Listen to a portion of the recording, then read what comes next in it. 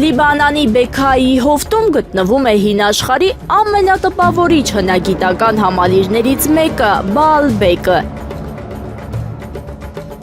Այն հայտնի է իր հսկայական քարե կառույցներով և հռոմեական ժամանակաշրջանի տաճարներով։ Բաալբեկը համարվում է Մերձավոր Արևելքի կարևորագույն պատմամշակութային կենտրոններից մեկը։ Տարածքը բնակեցված է եղել դեռ հին ժամանակներից, սակայն առավել մեծ զարգացում է ապրել հռոմեական ժամանակաշրջանում։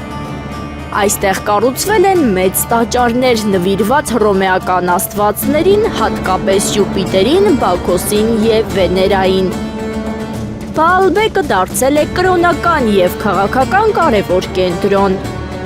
Համալիրը հայտնի է իր հսկայական քարերով, որոշ քարե բլոկներ կշռում են ավելի քան 800 տոննա։ Տաճարների սյուները հասնում են մի քանի տասնյակ մետր բարձրության։ Շատ հատվածներ պահպանվել են մինչև այսօր, հատկապես հայտնի է Յուպիտերի տաճարի սյունաշարը։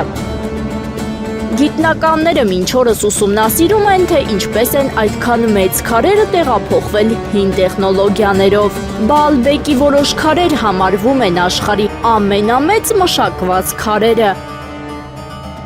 Համալիրը բազմիցս վնասվել է երկրաշարժերից, սակայն շինության մեծ մասը պահպանվել է։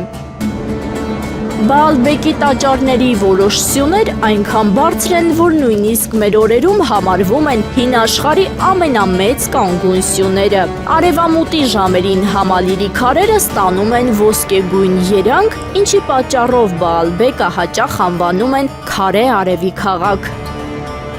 Տաճարների կառուցվածքը համարվում է հռոմեական ճարտարապետության կարևոր օրինակ։